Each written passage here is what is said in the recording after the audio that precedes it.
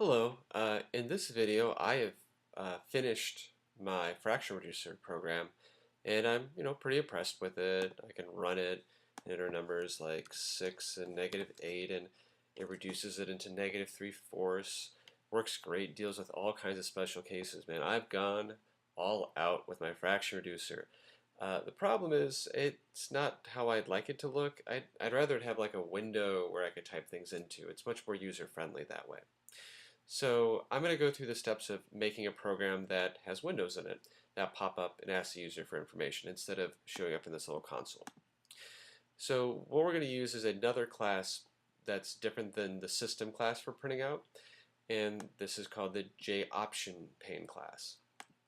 So it looks exactly like the print statement except for you write JOptionPane, and the command is going to be show message dialog. And it takes two parameters, one of which will be called null, and the other one will be the message we want.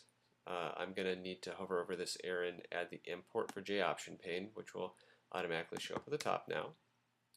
And you'll see that this command is what I want.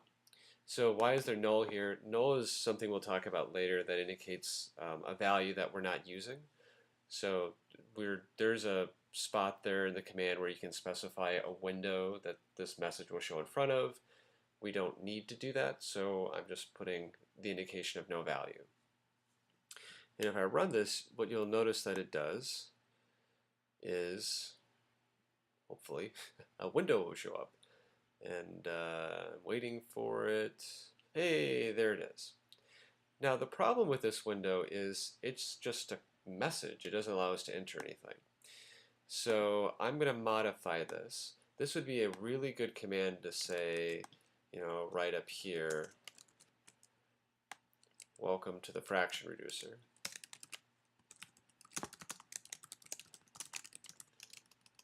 But it's not so good of a command for reading in a number from the user.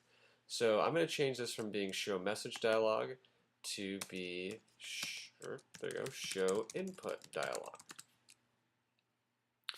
And it works pretty much the same. You say, hey, enter the numerator, and it'll allow you to read it in. Now, where things will be different is the answer will actually be read in on this line, not on the next line. And the answer is going to be a string, which is fine, right? Whatever they type in will go right here. The problem is, well, we need this answer to be an integer to do anything useful with it. So you could probably envision some ways where you could use a loop to go through a string and take out all of the number information and convert it to a number, which you could do and actually is kind of a fun activity to try. But I'm going to cheat right now and use a built-in function called the integer class, and it has a function called parseInt, and if you put in a string, it converts it to an int. So you might be thinking, why don't I just cast it? Like, why don't I just do this, int answer, and that'll convert it to be an integer. Turns out you can't take objects and cast them to be integers, so this command will crash. You can convert doubles to ints and ints to doubles, but you can't convert strings to ints. So now if I run my program, it should bring up this message, welcome to the fraction reducer, so that's the show message dialog, and then it's going to allow me to enter the numerator. So I can type in 5 and, it works. And then the rest of the program still running down here is doing the old version of the code. So some interesting things that'll happen just so you can see it. If I type in something that's goofy like A, it'll crash and gives you this very unpleasant error message. And then same thing if you entered in like a decimal, it'll die. So what I really need to do now is go through here and implement this code. So I'm just going to go through and start changing some things. I need this to be not have a type in front of it because I already had a string variable declared called answer. And then I need to initialize the denominator to be parsing that new value. I also probably should make this say denominator. This logic will be the same. Down here where I say there's an illegal fraction, I need to change that to be a message dialog. So let's see if I can do that. Oops, destroyed it. That was silly. And the same thing down here. Now I'm going to run into an issue here, and that issue is I can't actually it allowed me to do it. I didn't think it would. I thought I'd have to do that, but oh well. I guess either way it works. Down here, everything else is the same, and then I just have a few more print statements which I'll replace.